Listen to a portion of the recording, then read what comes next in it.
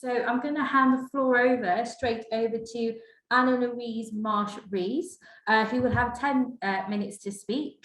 I will leave it up to Anna-Louise to introduce herself. I'm sure she'll do a better job than me. But for a little bit of background, she is a founder of the newly formed COVID Bereaved Families for Justice group. So Anna-Louise, over to you. Thank you very much, Katrina. Yes, my name is Anna-Louise Marsh-Rees. I head up the COVID Bereaved Families for Justice Cymru group in Wales. Our group was initially set up to represent those bereaved in Wales because we wanted to call for a Wales-specific inquiry.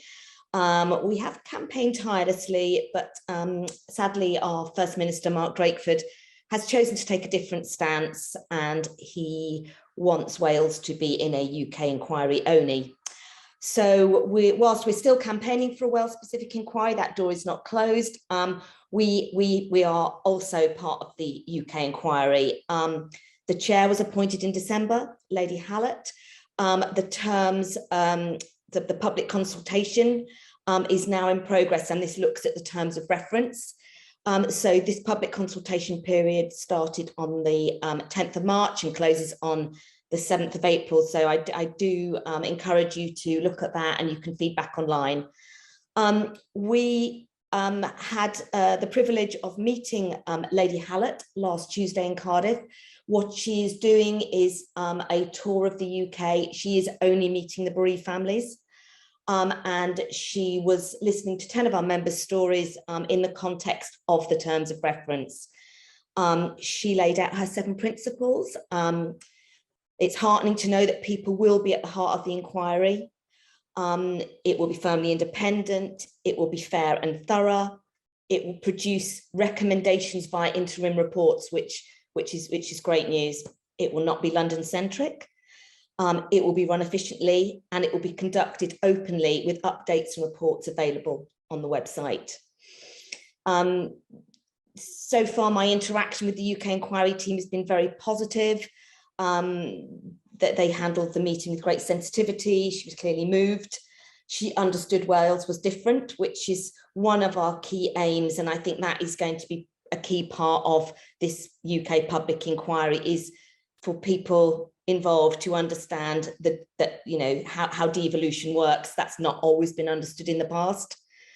So, you know, we want the inquiry, you know, we want the terms of reference to ensure that, you know, all the themes are covered, be that social and healthcare, be it education, be it business economics. The challenge is that the terms of reference is specifically broad. This means that, you know, you're not closing yourself in further down the line. She basically has 4 exam questions. That the first would be what should be in the terms of reference, what's missing. You know, we highlighted some of the things that were missing were after death issues, themes like inquests, care of the dead. You know, there's been so little support for the bereaved. It does cover ethnic minorities, but it doesn't cover faith groups. So these were some of the things we highlighted. The next question was what's the priority? So obviously she's got a challenging task of, you know, where does she start? You know, obviously we know that, you know, with infections on the increase, particularly hospital-acquired COVID, that could be a priority. However, we kind of know what's wrong. It's infection control 101. We should be implementing those things now. We shouldn't need to wait a year for a report that says what mistakes were made or what best practices. You know, but I think what we're mostly seeing right now is that even after 2 years, there's simply been no acknowledgement of what went wrong. We get the usual, well, lessons learned, blah, blah, living with COVID, blah, blah, but we're not really seeing that accountability. So I think what many of us are sort of trying to get across in the next 6 months is that preparedness and resilience needs to be a priority. people need to think about, not just in healthcare, but in education, how do we start scenario planning for the next one or the next mutation, be that architecture of schools and hospitals.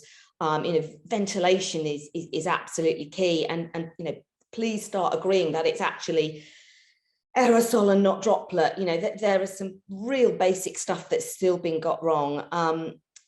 What was also interesting is that in many ways the inquiry has started in Wales, in that there's already an acknowledgement that things need to be done. There has been an investment, a strange word to use, of 4.5 million for investigating all of the nosocomial infections that have happened.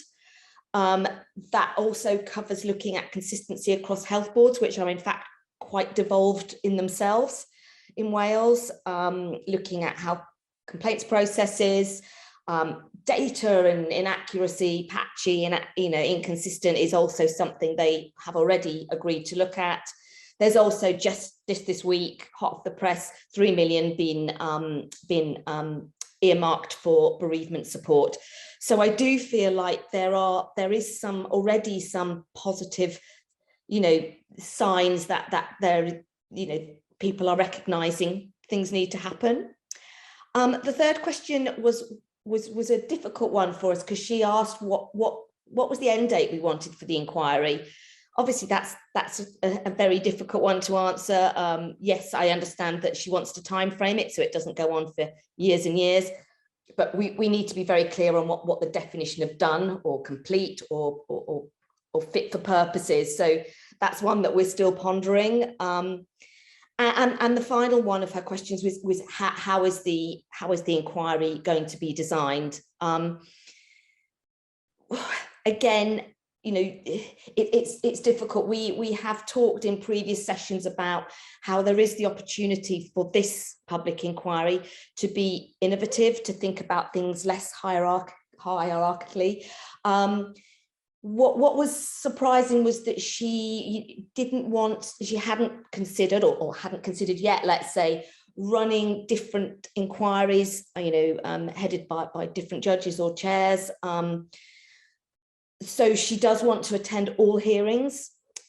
So that's going to be very interesting, because, it's going to have to be, going to be done by location. So she's already confirmed that Wales matters, devolved matters, will be run in Wales. But then you've got a whole mixed economy of themes and intergovernmental connections. How that's going to be run is going to be, very, very challenging for her. So, we're keen to try and use the next few months to influence that as much as possible. As I said earlier, she's, very, very keen on having us involved.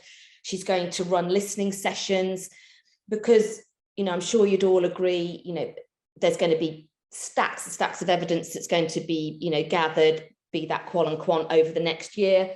But it's the lived experiences that are so important. We want to make sure that those are recorded as soon as possible. Some people already, it's 2 years in. So being able to record those before memories fade, before people sort of run out of steam on it, we're really keen to capture those. But just to refer back to some of the things that have been said earlier, I think this is the opportunity where the various groups that haven't necessarily worked very well together start to look at how they work together. I mean, the devolved nations haven't worked well together. I understand that's the very nature of devolution, but it has made life very difficult for the general public. I think groups and governments need to start working on their trustworthiness. That has been clearly missing. We've been closed down by going through any formal channels, which is one of the reasons why we are looking, but we've had to almost, be calling for this public inquiry, because we simply cannot get answers. So, I'll be really interested to hear other people's views on how we, how we use this time. I'm right in at the deep end, I can try my very best to help influence how the inquiry is shaped, and clearly there's going to be peaks and troughs of activity over the next 6 months. Right now we're in we're in that public consultation phase. Then of course there will be some analysis undertaken, which there'll be a bit of a lull. Then the final terms of reference will be published, and then there'll be calls for core participant status, which we're also hoping to get. So I do think this next 6 months is going to be really, really key in how we try and shape how the actual, what's called the ways of working, or the mechanics of the inquiry are implemented. So Katrina, that's me. I'm not sure if I'm too short or I'm too long. No, you've got 2 minutes left, so you've done really well. Thank you so much, Anna-Louise. I think we might have Michael Mansfield on the call. So if he is here, I just wanted to give him time to come in and comment on some of the things Anna-Louise has said. Michael, are you there?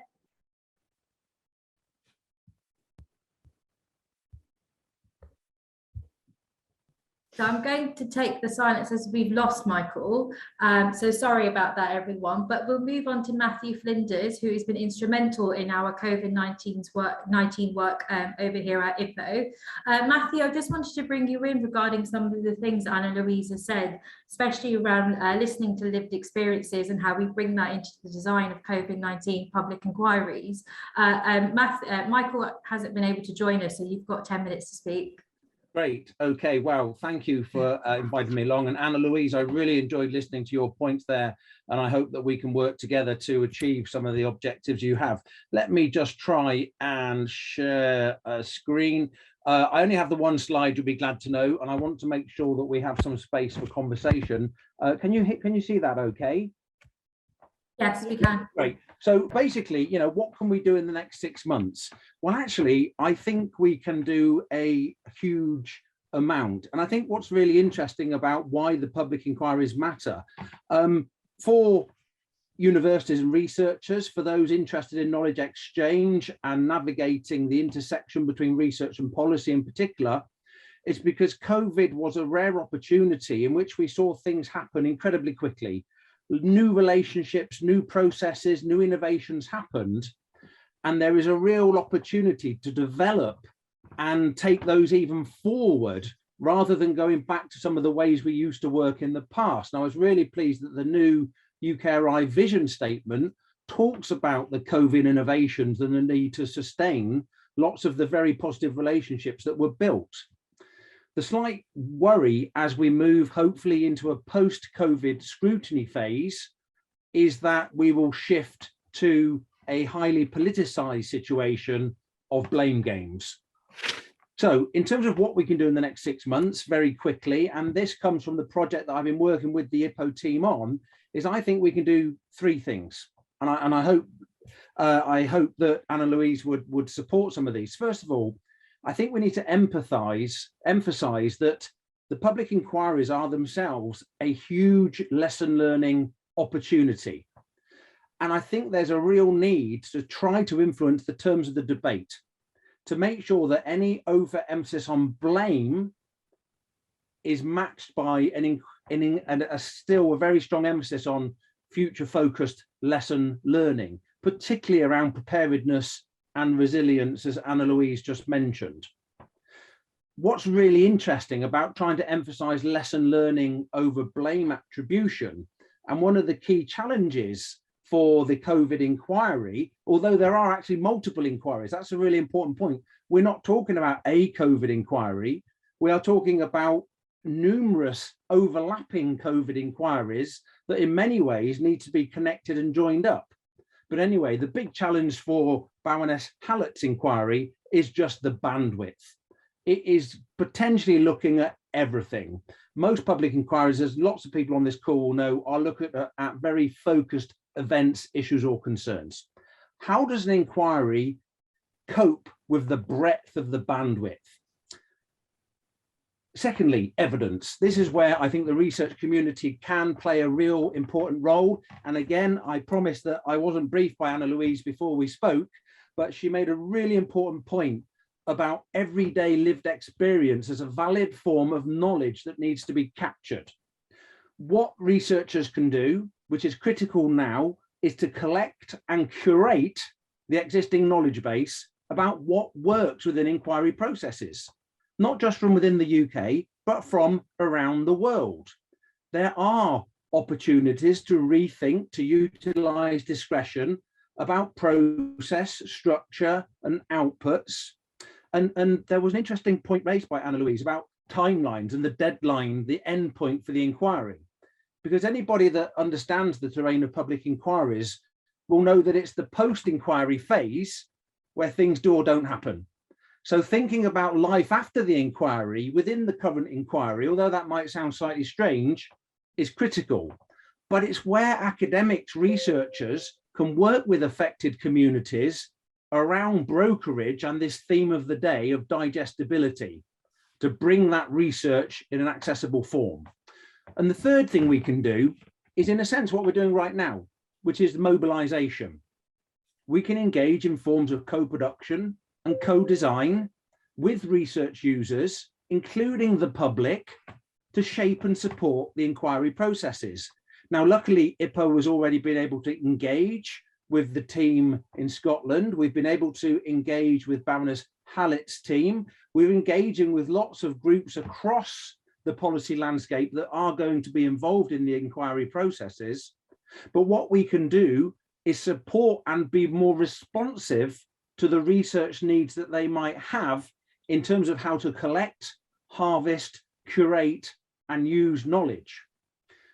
What's really interesting is that there is a big danger here that no one's talking about overload. That we have multiple public inquiries commissioned at a time when there are already multiple parliamentary and legislative and non-formal inquiries happening all over the world. This morning, I spent some time with a clerk in the House of Commons, and we counted that since March 2020, this is the 5158 figure on this slide, 51 different inquiries have been launched in the House of Commons alone, producing 58 separate reports on COVID dimensions. The big challenge is, how will a public inquiry seek to dig into and utilize the information that has already been collected by multiple structures? But the big story is that there's a huge opportunity, I think, for the social sciences to demonstrate their own relevance, because a lot of the time the social sciences talk about playing a positive role in supporting public policy. And I think there's a huge opportunity now for the social sciences to support not just good policy, but good scrutiny of policy. And I hope that's what I can do with the IPPO team and anybody else that wants to get involved that might be on this call this afternoon. So Katrina, I'm giving the floor back to you. Thank you, Matthew Flinders, and thank you, Anna-Louise. We have an extra 5 minutes now dedicated to questions and answers, but I wondered if Anna-Louise had any comments regarding what Matthew said there before we open the floor up. And all great stuff, Matthew. I think we're pretty aligned, aren't we? I think the timeliness is the sort of sense of urgency we need to implement now. I also think it shines a light on devolution as well, because everybody's sort of saying they want everything in the context of the UK decisions, but then they also point out that their decisions were quite different. How are we going to sort of splice and dice all of that evidence and all of that accountability, responsibility, whatever you want to call it? And I totally agree as well. It's not a blame game, but at the same time, we do want to understand who was accountable, and we want to make sure that those failings are addressed, and recommendations put forward and implemented. And I think to your point about 51 different inquiries, 58 different reports, we shouldn't. I mean, this is sort of slightly. This is a completely different type of inquiry, as you say. Normally they're single event. This is 2 years plus, will be 3 by the time we get there. But it's going to be so difficult to understand what went on. As you say, it's broad, it's deep. There's going to be things that aren't covered. We need to start that process of thinking about continuous improvement all the time. It shouldn't just need to come out in a review or an inquiry. We should be constantly evaluating the way we work, what goes right, what goes wrong, and that's really sort of important for me. And as I said, I almost feel like the inquiry has started just by us thinking about the inquiry, if that makes sense. Thank you, Anna-Louise. I'm now going to open the floor up for any questions. I can't see if there's any hands up, so do shout out, IPPO team, if I've missed any.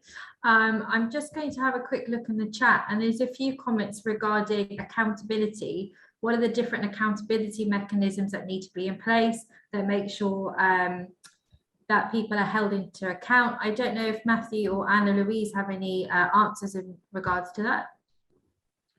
Well, the simple issue is that to some extent, the public inquiry will have to grapple with the challenge that it is not going to be able to please everybody and meet everyone's expectations. And I'm not saying that in any way to try to be rude to Baroness Hallett or the team leading it.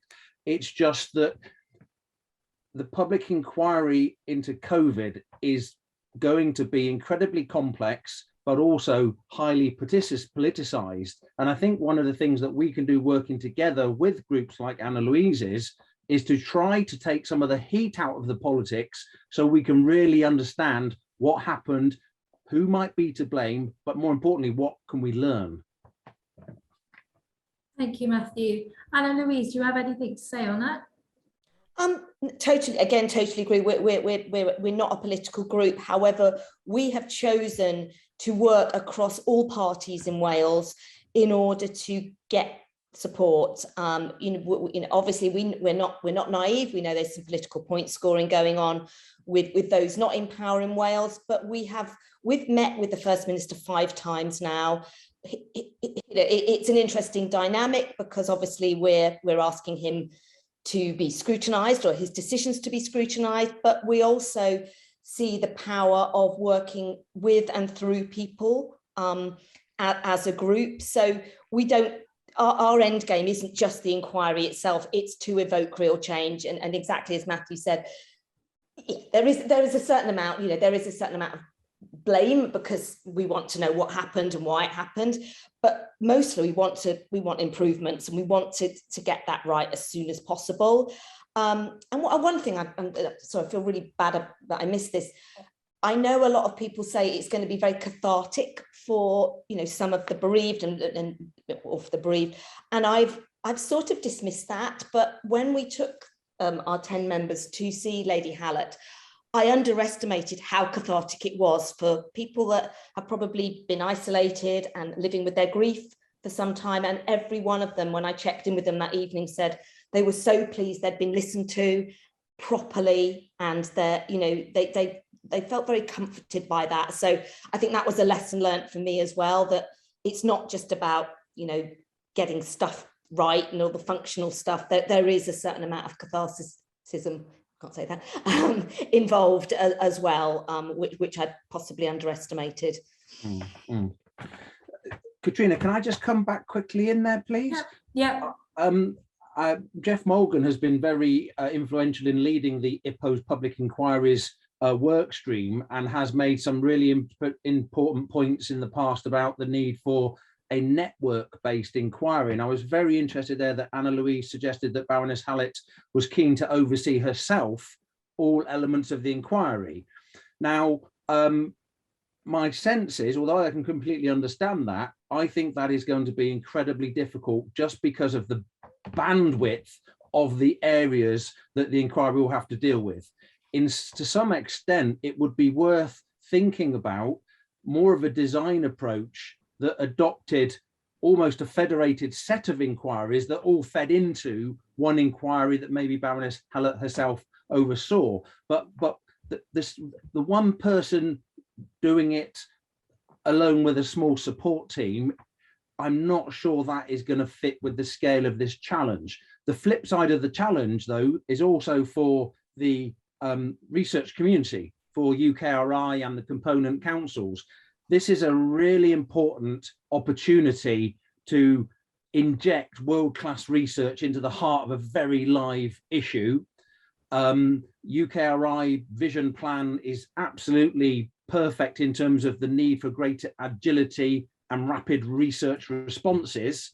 So again, it's just an issue about how, given this topic is very live today, how do we as a research community put the response mechanisms in place to allow us to play our role supporting community groups and society to make this work. Thank you, Matthew. I'm now being shouted at by the time master in a nice way. We've only got 2 minutes left, so we are going to have to wrap up and go to the next session. But thank you very much, Anna-Louise, and thank you, Matthew Flinders,